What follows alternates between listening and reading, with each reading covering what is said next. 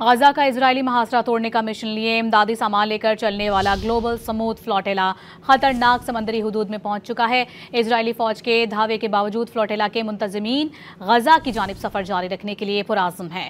منتظمین کا یہ کہنا ہے کہ دیگر کشتیاں آج صبح تک غزہ پہنچ جائیں گی۔ امدادی کارکنوں کا کہنا ہے کہ منزل پر پہنچ کر ہی دم لیں گے۔ ترکیہ کے ڈرونز اور اسپین کا جہاز امدادی قافلے کی نگرانی پر مامور ہے۔ اٹلی کی جانب سے سیکیورٹی کے لیے بھیجا گیا جہاز واپس بلانے پر اقوام متحدہ نے برہمی کا اظہار کیا ہے۔ اسرائیلی ناکہ بندی کا شکار غزہ کے لیے امداد پہنچانے والا بین الاقوامی سمود فلوٹیلا ہائی رسک زون میں پہنچ چکا ہے۔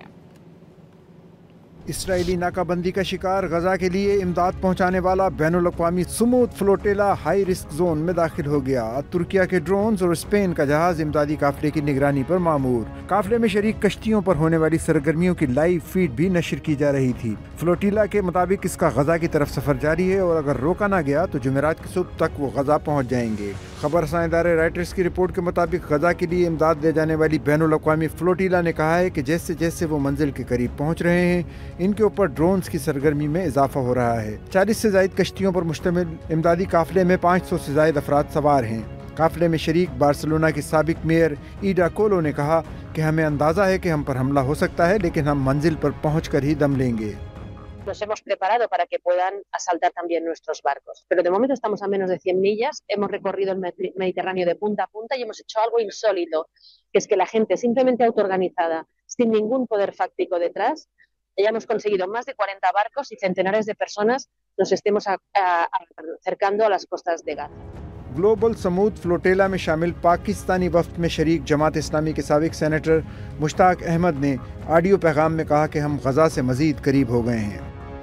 پوری رات اسرائیلی نیوی شپ نے ہمارے محاصرے میں لے رکھا ہوا ہے، ڈرون بھی اوپر چڑھ رہے ہیں، لیکن الحمدللہ ہمارا سفر جاری ہے اور میرا خیال ہے کہ 5-6 گھنٹے میں اگر ہم اسی رفتار سے جا رہے ہیں کوئی رکاوٹ نہ آئی تو ہم جو ہے وہ غزہ کے ساحلوں پر پہنچ جائیں گے انشاءاللہ ہم محاصرہ شکن بن جائیں گے انشاءاللہ۔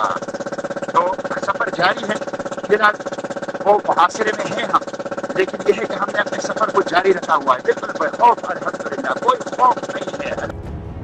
اٹلی نے فلوٹیلا کی نگرانی پر مامور جہاز واپس بلانے کا اعلان کر دیا ہے۔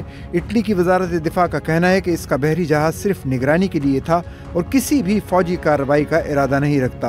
اطالوی حکام نے قافلے کو مشورہ دیا ہے کہ وہ امداد کو قبرص میں اتار دے تاکہ اسرائیلی فورسز کے ساتھ کسی ممکنہ جھڑپ سے بچا جا سکے۔ اقوام متحدہ کی فلسطین کے لیے خصوصی نمائندہ فرانچیسکا البانیز نے اطالوی حکومت کے اس فیصلے پر شدید تنقید کی ہے جس کے تحت اس نے غزہ کے ساحل کے قریب نام نہاد خطرناک علاقے میں داخل ہوتے ہی فلوٹیلا سے دستبرداری اختیار کر لی۔